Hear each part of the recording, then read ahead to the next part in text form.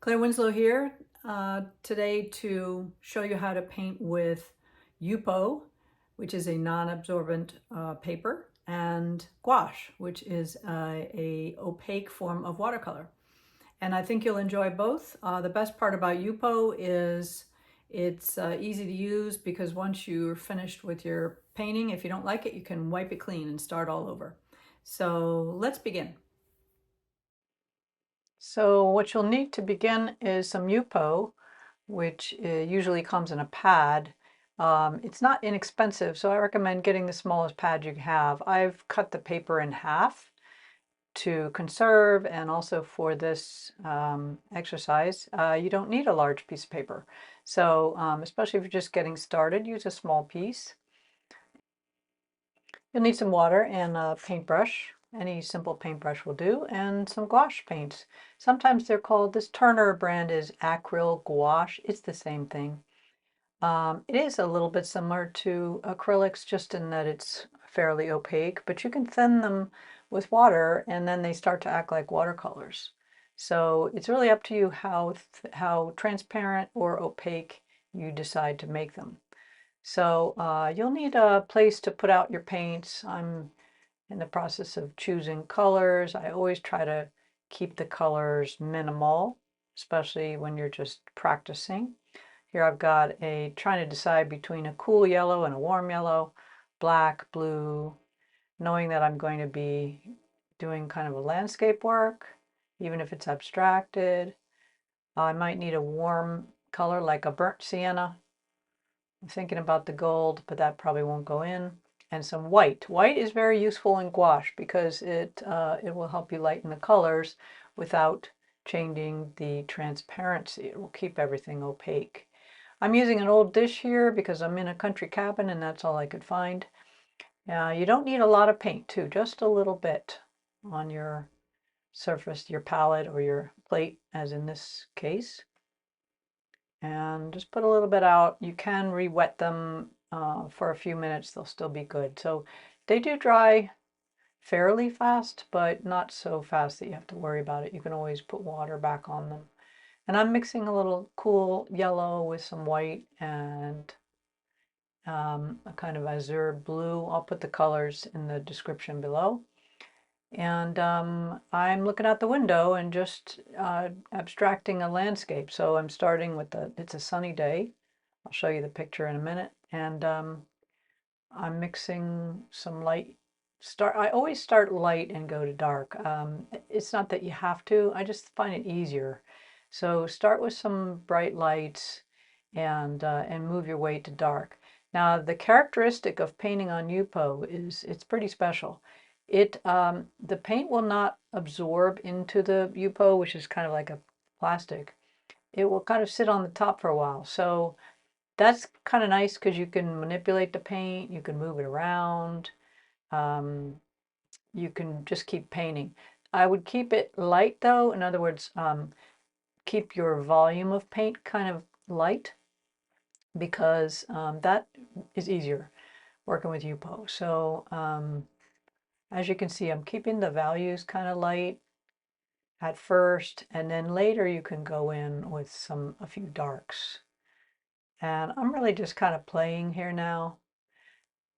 Another characteristic is it's very easy to move the paint around. So, you know, I'm going back into areas that I painted which are not dry, and you can smudge them, you can soften them, you can, you know, make them very loose. They will bleed into each other. Now, if you don't like that bleeding into each other look, you want to stay away from, keep the colors apart from each other by leaving some white in between. So it's kind of up to you. If you want to keep some white in between, that will keep areas distinct. If you want it all to mush together because you're just doing an abstraction, then you can go ahead and let all the colors touch. But so I'm doing a mix of both. Sometimes I'll let the colors touch and sometimes I won't. So that way it's a bit of both. You'll see some white coming through there. And again, I'm just playing, having a good time here, and I'm not worrying too much about the outcome.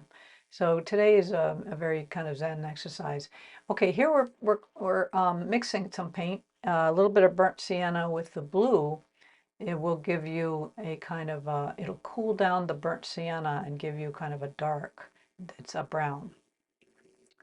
So even though you're starting with a warm brown, you can always cool it by adding a little bit of your opposite or complementary color. So here I'm trying to go back into that light grayish brown with a darker one, which you can if you've kept it thin. And let's see, we're mixing, sorry that's off camera, a little bit of a light blue, and then you can bring that light blue down a little bit by adding kind of some of the more complementary color, which is that burnt sienna, and then you can get a gray. So gray does not have to be mixed with black and white. It can be mixed with any number of colors, but especially burnt sienna with whatever blue you have on hand and some white. I think I'm starting with some imaginary stone walls here, just to give it something in the foreground, because even though this is a loose abstract picture, I like the idea of creating some depth with something in the front, something in the middle, and then something in the background. So you have different spaces, different areas of depth. Now that went fast, but I did a sort of a dark green by adding some blue to my gray there.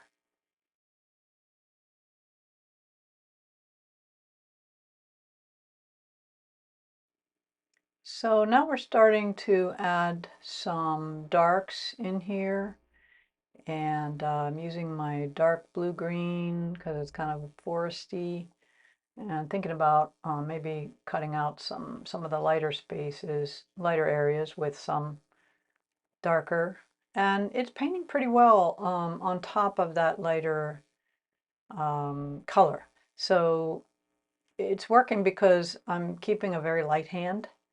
And so I'm not pushing hard on my brush, so it's not, the paint underneath is not moving around that much. So you can do that. Just keep a very light hand. You see I'm not pushing too hard. So now I'm just going to do more of the same, maybe indicate some branches. It'll make you be super loose. In my opinion, there are watercolorists and painters who use Yupo in a very realistic manner, but I think it's best when you use it kind of in a light way, in a loose, abstracted way. I think it's very expressive. So now I'm going to speed up the camera a little bit because I continue with more of the same.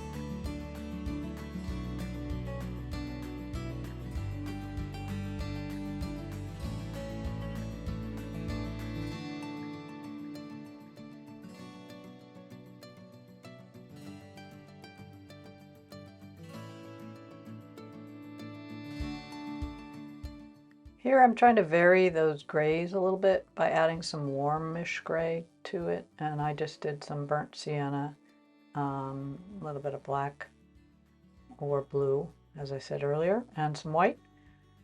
Just trying to vary it so the grays aren't all one gray and the blacks aren't all one black. So the more you can vary your colors, the more interesting it gets, especially with landscape where at first all your eye can see is green, but there's a lot more besides green.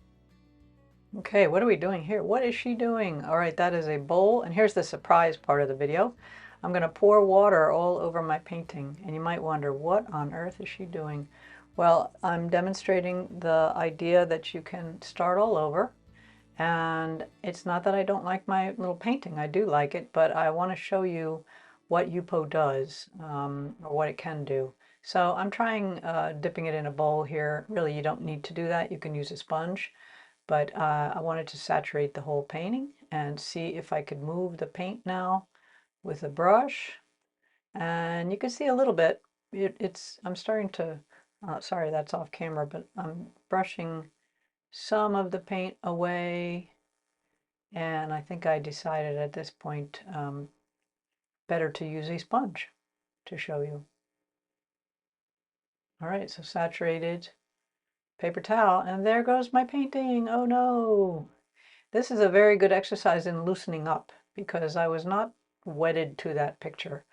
And if you need help loosening up with your painting, this is a great thing to do because you release all expectations of the outcome. You know, you can always make another one. You just have to keep thinking that. I can always make another painting, and that is true. So you can use a sponge, a paper towel that's wet, but as you can see, I do have to scrub it a little bit. The opaque watercolor, rather the gouache, which is sometimes known as opaque watercolor, it does want to stick to the paper a little bit more than watercolor, I'm noticing.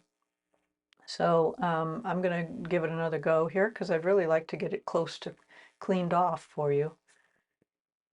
So let's see what we can use next.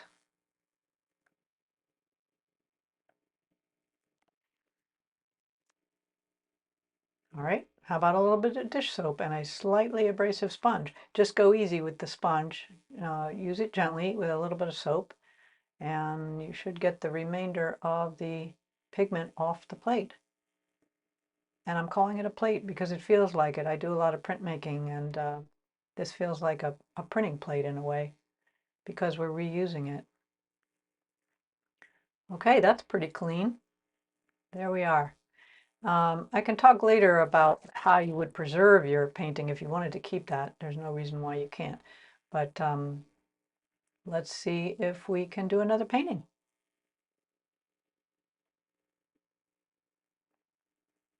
Okay, did a little sketch painting number 2 using the same piece of Yupo. And this is more of a seascape. Right, this time starting with some warmish colors. We've got a beach scene here.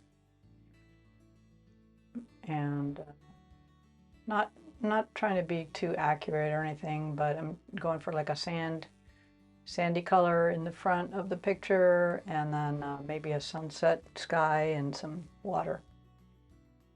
And this is kind of for the sand, keeping the colors really limited, yellow, tiny bit of red, and some white. So that's kind of a sandbank. The Yupo does show your brush marks, so you got to go with that. Nice, loosey, and brushy.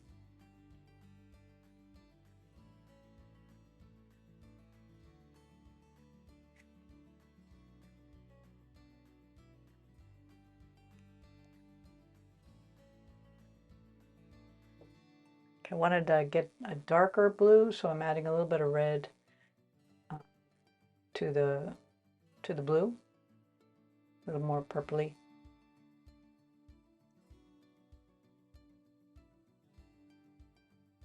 So again, the pencil marks are just kind of an indication. I'm not trying to be too religious tight about where I put things. And sometimes I'll just discard something I've drawn and decide, nope, I'm not going to use that area the way I drew it. I'm just in the moment going to make a decision about this. I'm trying to lighten up the colors a little bit with white. Just suggest. You know, the trick is to try to vary your colors. Your eye only sees a few colors maybe, but if you're thinking about landscape, you might only think of blue and green and tan, but there's different values and different colors within the values. So I'm just trying to play with it and get a few darks in there.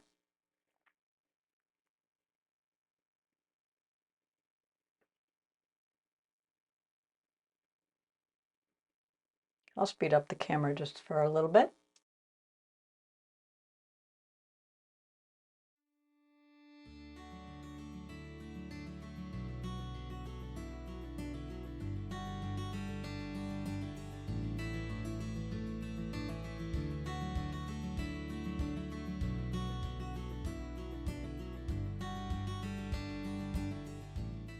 So here we're going to try a little more wet into wet for the sky, because I know I want that soft.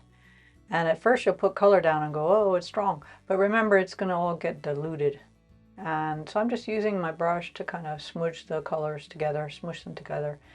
And you'll notice I'm still leaving some bit of white between the land and the sky. Adding a little bit of sky there. And so that's up to you whether you let all the colors touch or not. But as you can see with the sky, I've let them blend together.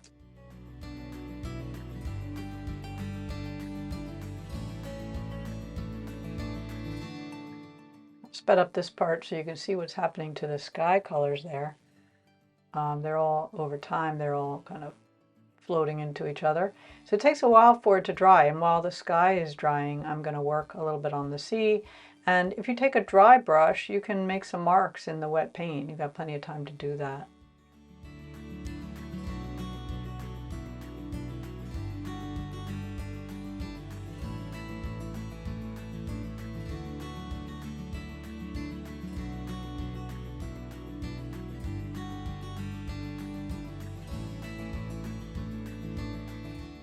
So I lost a little bit of that color in the sky as it dried, so I went back in and added a bit more. Maybe we can just get a touch of the yellow. So here I'm getting close to the edge. I'm deliberately letting some of it touch, but not all of it.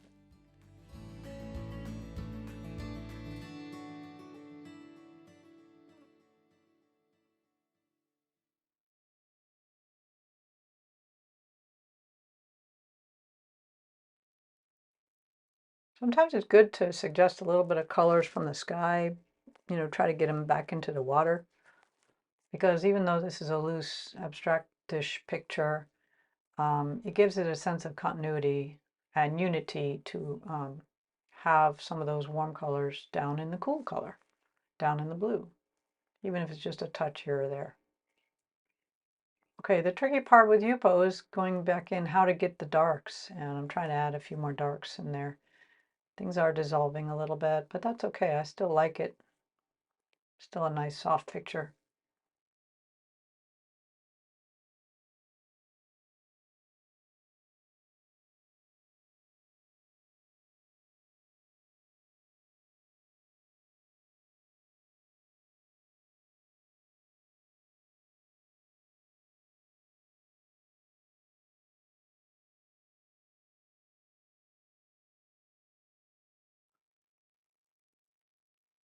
All right, looks like a nice picture. So what are we going to do now?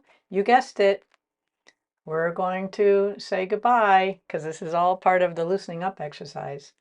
All right, so it didn't have very long to dry. I'm trying a rag now with a little bit of soapy water, and we will say goodbye to the nice beach scene because we know we can make another one.